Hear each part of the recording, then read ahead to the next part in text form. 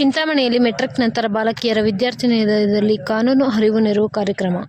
ಹೆಣ್ಣು ಮಕ್ಕಳು ಮೊಬೈಲ್ ಬಳಕೆ ಮಾಡುವುದನ್ನು ಕಡಿಮೆ ಮಾಡಿ ಓದಿನ ಕಡೆ ಹೆಚ್ಚಿನ ಗಮನ ಕೊಟ್ಟು ಉನ್ನತ ಹುದ್ದೆಗಳನ್ನು ಅಲಂಕರಿಸಿ ಸಮಾಜದಲ್ಲಿ ಉತ್ತಮ ಪ್ರಜೆಗಳಾಗಿ ಬಾಳಬೇಕೆಂದು ಚಿಕ್ಕಬಳ್ಳಾಪುರ ಜಿಲ್ಲಾ ಸತ್ರ ನ್ಯಾಯಾಲಯದ ನ್ಯಾಯಾಧೀಶೆ ಶಿಲ್ಪಾರವರು ವಿದ್ಯಾರ್ಥಿಗಳಿಗೆ ಕರೆ ನೀಡಿದರು.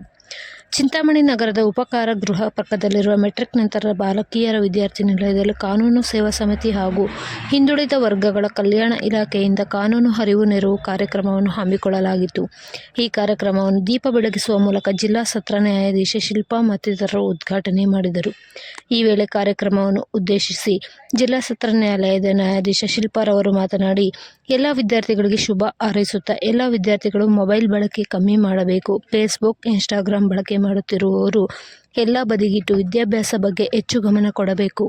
ಮತ್ತೆ ಉನ್ನತ ಹುದ್ದೆಯ ಬಗ್ಗೆ ಗುರಿ ಇಟ್ಟುಕೊಂಡು ನಿಮ್ಮ ಗುರಿಯನ್ನು ಸಾಧಿಸಲೇಬೇಕು. ಹೆಣ್ಣು ಮಕ್ಕಳು ಎಷ್ಟೇ ದೊಡ್ಡ ದೊಡ್ಡ ಹುದ್ದೆಗಳನ್ನು ಅಲಂಕರಿಸಿದರೂ ಸಂಸ್ಕಾರ ಎಂಬುದನ್ನು ಬಿಡಬಾರದೆಂದು ತಿಳಿಸಿದರು. ಹಿರಿಯ ದಲಿತ ಮುಖಂಡ ಗಡ್ಡಂ ಎನ್ ವೆಂಕಟೇಶಪ್ಪರವರು ಮಾತನಾಡಿ, ಹಿಂದೆ ಹೆಣ್ಣು ಮಕ್ಕಳಿಗೆ ಶಾಲೆಗಳು ಇರುತ್ತಿರಲಿಲ್ಲ. ಇಡೀ ದೇಶದಲ್ಲಿ ಮೊದಲನೆಯದಾಗಿ ಹೆಣ್ಣು ಮಕ್ಕಳಿಗೆ ಶಾಲೆಯನ್ನು ತೆರೆದಿದ್ದು ಸಾವಿತ್ರಿಬಾಯಿ ಫುಲೆ ರವರು. ಇಂದಿನ ಹೆಣ್ಣು ಮಕ್ಕಳು ಸಾವಿತ್ರಿಬಾಯಿ ಫುಲೆ ರವರ ತತ್ವ ಸಿದ್ಧಾಂತ, ಆದರ್ಶ ಗುಣಗಳನ್ನು ಅವರ ಹಾದಿಯಲ್ಲಿ ನಡೆಯಬೇಕೆಂದರು. ಇನ್ನು ಈ ಕಾರ್ಯಕ್ರಮದಲ್ಲಿ ಹಾಜರಿದ್ದ ಎಲ್ಲ ಗಣ್ಯರಿಗೂ ಆತ್ಮೀಯವಾಗಿ ಶಾಲು ಹೊದಿಸಿ ಹೂಮಾಲೆ ಹಾಕಿ ನೆನಪಿನ ಕಾಣಿಕೆ ನೀಡಿ ಸನ್ಮಾನಿಸಲಾಯಿತು. ಈ ಕಾರ್ಯಕ್ರಮದಲ್ಲಿ ಹಿರಿಯ ದಲಿತ ಮುಖಂಡ ಎನ್ ವೆಂಕಟೇಶ್, ಹಿರಿಯ ವಕೀಲರಾದ ನರಸಿಂಹಪ್ಪ, ವಕೀಲ ಶಿವಾರೆಡ್ಡಿ, ತಾಲೂಕು ಹಿಂದುಳಿದ ಮತ್ತು ಅಲ್ಪಸಂಖ್ಯಾತ ವಿದ್ಯಾರ್ಥಿ ನಿಲಯಗಳ ಅಧಿಕಾರದ ಸೇರಿದಂತೆ ಎಲ್ಲ ವಿದ್ಯಾರ್ಥಿನಿಯರು ಮತ್ತಿತರರು ಹಾಜರಿದ್ದರು. ವರದಿ ನವೀನ್ ಕಿರಣ್, ಚಿಂತಾಮಣಿ.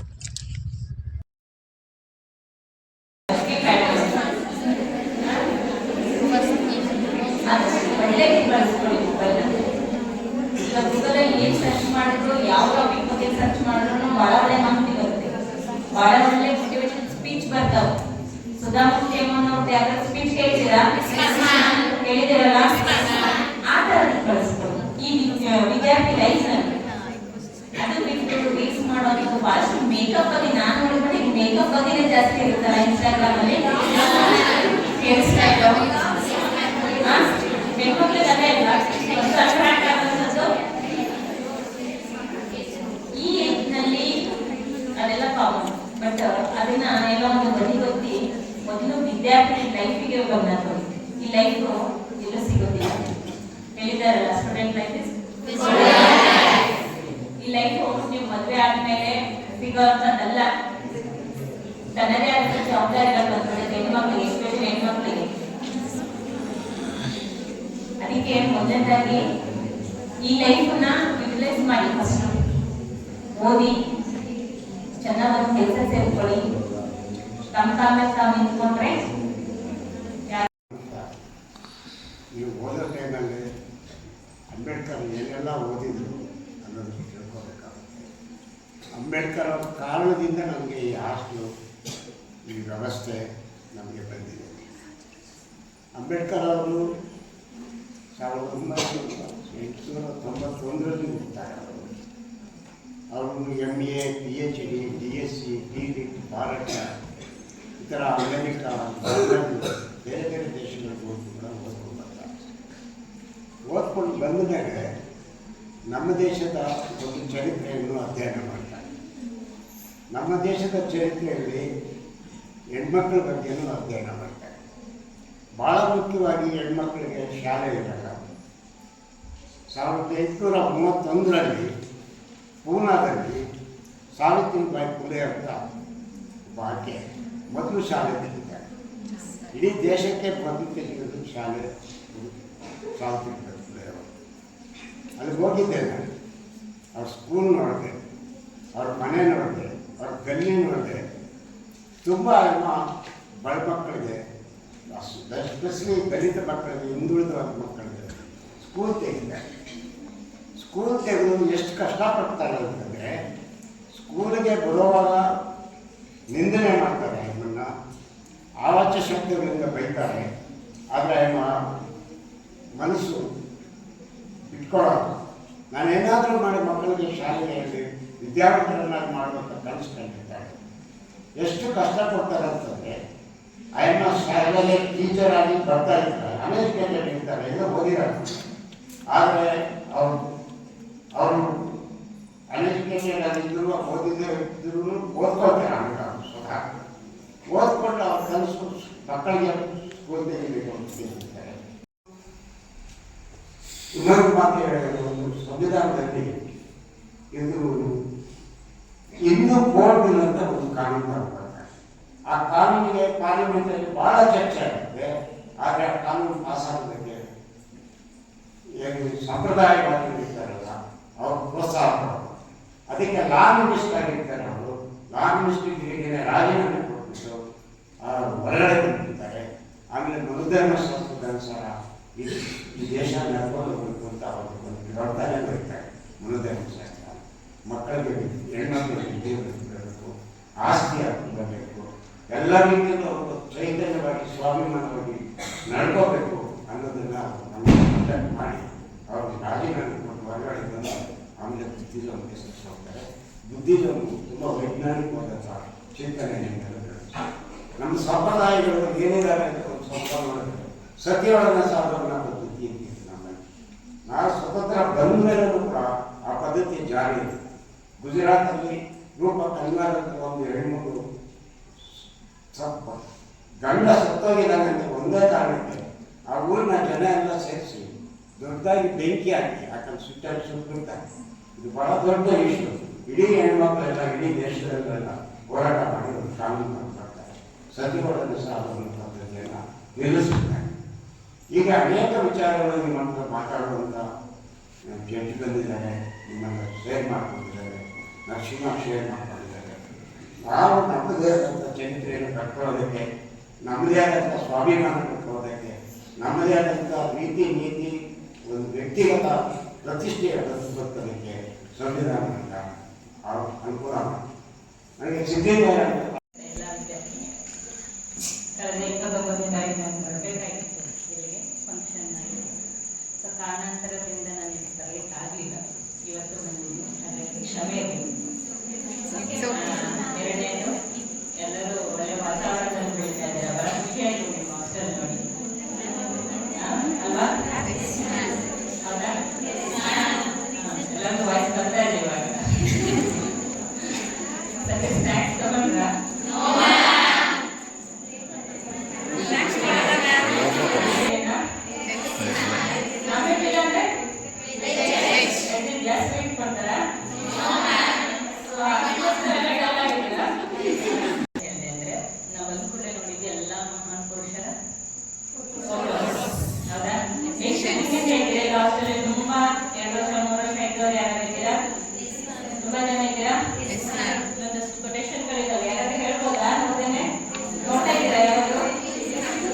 ಇಬ್ಬರೂ ಕಿತ್ತಾಡ್ಕೊಂಡು ಪೊಲೀಸ್ ಸ್ಟೇಷನ್ಗೆ ಹೋಗ್ತಾರೆ.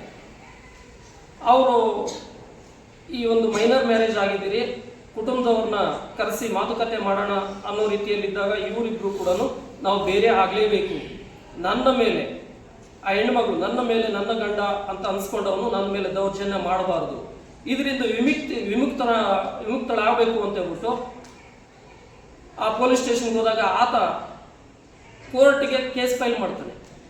ನಮಗೆ ಈಗಾಗಲೇ ಮೈನರ್ ಏಜಲ್ಲಿ ಆಗಿರ್ತಕ್ಕಂಥ ವಿವಾಹವನ್ನು ಶೂನ್ಯಗೊಳಿಸಿ ಕೋರ್ಟ್ ಮುಂದೆ ಆ ಒಂದು ಪ್ರಕರಣ ಶೂನ್ಯ ವಿವಾಹ ಅಂತ ಡಿಕ್ಲೇರ್ ಮಾಡಿ ಅಂತ ನ್ಯಾಯಾಲಯಕ್ಕೆ ಅರ್ಜಿಯನ್ನು ಸಲ್ಲಿಸ್ತಾರೆ ಗಂಡ ಆದವರು. ಹೆಣ್ಣಿನಿಂದ ನನಗೆ ಹಿಂಸೆ ಆಗ್ತಾ ಇದೆ ಅಂತ ಹೇಳ್ಬಿಟ್ಟು ಆತನು ಗಂಡನಿಂದ ನನಗೆ ಹಿಂಸೆ ಆಗ್ತಾ ಇದೆ ಅಂತ ಹೇಳ್ಬಿಟ್ಟು ಆ ಒಂದು ಮೈನರ್ ಹುಡುಗಿ. ಅಂತ ಸಂದರ್ಭದಲ್ಲಿ ಆ ಏನು ಮೈನರ್ಗಳು ವಿವಾಹ ಆಗಿದ್ರು ಆ ಗಂಡ ಅಂತ ಅನ್ಸ್ಕೊಂಡ ವ್ಯಕ್ತಿ ಕೋರ್ಟ್ ಮುಂದೆ ನಾವು ಇಂಥ ಡೇಟಲ್ಲಿ ವಿವಾಹವನ್ನು ಆಗಿದ್ದೀವಿ ಅಂತಕ್ಕಂಥದ್ದು ಅಡ್ಮಿಟೆಡ್ ಫ್ಯಾಕ್ಟ್ ಆಲ್ರೆಡಿ ಒಪ್ಕೊಂಡಿರೋದ್ರಿಂದ ಆ ಒಂದು ಅಂಶದಿಂದನೇ ಆತನಿಗೆ ಪೋಕ್ಸೋ ಕಾಯ್ದೆ ಅಡಿಯಲ್ಲಿ ಶಿಕ್ಷೆ ಆಗುವಂಥ ಒಂದು ಸಂಭವ ಜಾಸ್ತಿ ಇದೆ. ಫೈನಲಿ ಅದೇ ಗಂಡ ಕೋರ್ಟ್ಗೆ ನಾನು ಹಾಕಿರ್ತಕ್ಕಂಥ ಶೂನ್ಯ ವಿವಾಹ ಅಂತ ಡಿಕ್ಲೇರ್ ಮಾಡಿಕೊಡಿ ಅಂತ ಏನು ಅರ್ಜಿ ಹಾಕಿದ್ದ ಅದನ್ನು ವಾಪಸ್ ತೆಗೆಯುವಂಥ ಪ್ರಯತ್ನ ಮಾಡಿ ಒಂದು ಕೋರ್ಟ್ಗೆ ಅರ್ಜಿ ಹಾಕ್ತಾನೆ.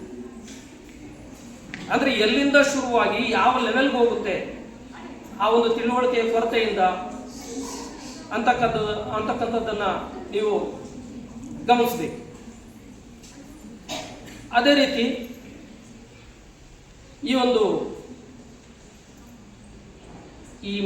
ಒಂದು ಬಾಲ್ಯ ವಿವಾಹದ ಪ್ರಕರಣಗಳಲ್ಲಿ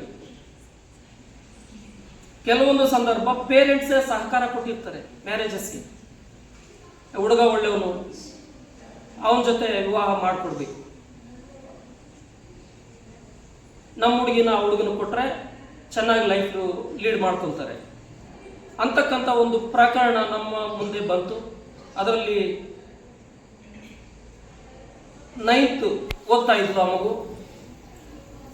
ತಂದೆಗೆ ಒಬ್ಬ ವ್ಯಕ್ತಿ ಪರಿಚಯದ, ಒಳ್ಳೆ ಹಣಕಾಸು ಎಲ್ಲ ಓಡಾಡ್ತಾ ಇದೆ, ನಮ್ಮ ಮಗುನ ಆತನಿಗೆ ವಿವಾಹ ಮಾಡಿಕೊಡ್ಬೇಕು. ತಾಯಿ ಒಪ್ಪಲಿಲ್ಲ. ತಾಯಿ ಮೇಲೆ ದೌರ್ಜನ್ಯ ಮಾಡ್ದ ಆ ಹುಡುಗಿಯ ತಂದೆ. ಇಲ್ಲ, ನಮ್ಮ ಮಗು ಚೆನ್ನಾಗಿರ್ಬೇಕು ಅಂತ ನಾನು ಪ್ರಯತ್ನ ಮಾಡ್ತಾ ಇದ್ದೀನಿ, ಯಾರಿಗೂ ಗೊತ್ತಾಗೋದು ಬೇಡ, ಎಲ್ಲಾದ್ರೂ ದೇವಸ್ಥಾನದಲ್ಲಿ ಹೋಗಿ ಮದುವೆ ಮಾಡ್ಕೊಂಡ್ಬರೋಣ.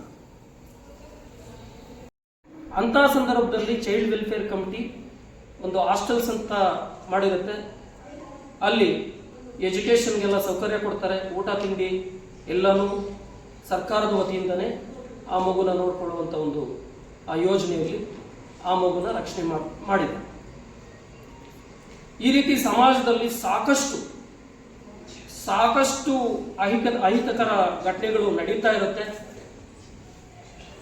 ಈ ಒಂದು ಸಮಾಜದ ಈ ಒಂದು ಕಾರ್ಯಕ್ರಮದ ಹೆಸರೇ ಹೇಳುವಂತೆ ಸಾಮಾಜಿಕ ಮತ್ತು ಕಾನೂನಿನ ಅರಿವು. ಈ ಅರಿವನ್ನ ನೀವು ತಿಳ್ಕೊಂಡಿದ್ರೆ ಮುಂದಿನ ಭವಿಷ್ಯದಲ್ಲಿ ಸಮಾಜವನ್ನ ತಿದ್ದುವಂತ ಒಂದು ಪ್ರಯತ್ನ ಮಾಡ್ದಂಗಾಗುತ್ತೆ. ಆ ಒಂದು ಉದ್ದೇಶದಿಂದನೇ ಈ ಕಾರ್ಯಕ್ರಮವನ್ನ ಮಾಡಿದ್ದಾರೆ ಅಂತ ಅನ್ಸುತ್ತೆ. ಮತ್ತೆ ಈ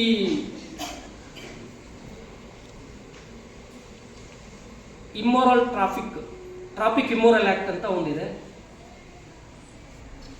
ಇಲ್ಲಿ ಮೈನರ್ ಮಕ್ಕಳನ್ನ ಕಿಡ್ನಾಪ್ ಮಾಡಿಬಿಟ್ಟು ಭಿಕ್ಷಾಟನೆಗೆ, ಬೇರೆ ಅನೈತಿಕ ಚಟುವಟಿಕೆಗಳಿಗೆ ಬಳಸ್ತಕ್ಕಂಥ